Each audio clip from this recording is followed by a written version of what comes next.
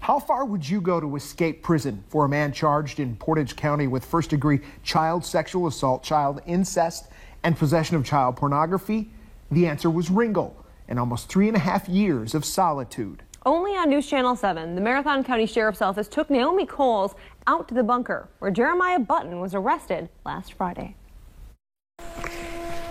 They know it, huh? The bunker is about 20 feet straight ahead, but you can't see it. Looks like he carved it right into the hillside and then covered it with logs.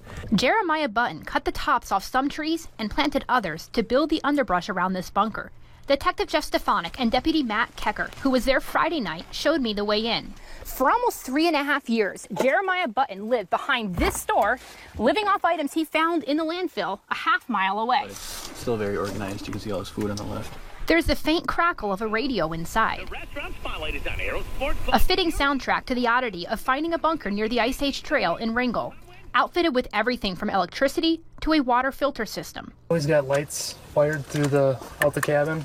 He's got fans that would circulate air. A space that he was able to survive the winters, obviously, and keep himself warm. And it is stocked full of all of the items that he was able to pilfer from the Marathon County landfill. Everything from bug spray to laptops and iPads, which he powered in a couple ways. From those 3 car batteries, he has wires running to LED lights and radios and cooling fans, all sorts of electronic equipment.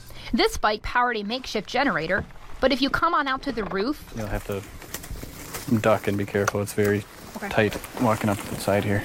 These solar panels powered his car batteries on sunny days, and he even got the news through this makeshift TV antenna. Something one wouldn't really expect when you find a structure like this in the woods. To understand why Jeremiah Button was here, rewind to 2014, when he was charged with multiple sex crimes against children.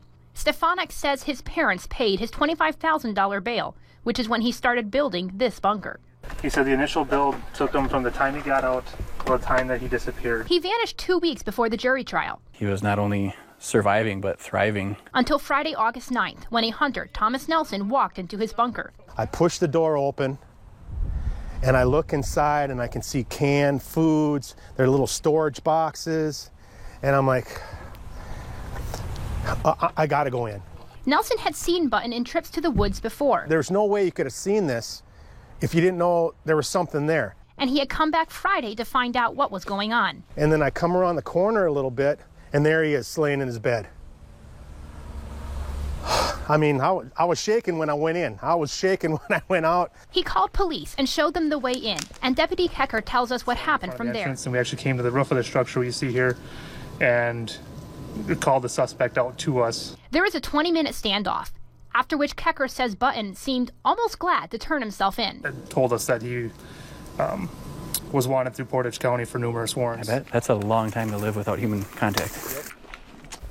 Wow. Amazing. Yeah. It was pretty crazy. Just the items that were in there. So just going back and forth, he was able to just collect those over 3.5 years? Apparently, that's what he tells deputies. He was pretty much spilling to deputies, they tell me, after the arrest because he had just been so long since he'd had human contact. So all the stuff in that place came from the landfill? Everything and that's where but he was the getting TV. his food from, too? That is what they tell me. So every item except for the TV in that bunker, which he brought originally with him, came from the landfill. Oh, yeah, so Button is back in custody, and he has a pretrial conference set for September 16th. Wow. All right, Naomi Coles, thank you. Thanks.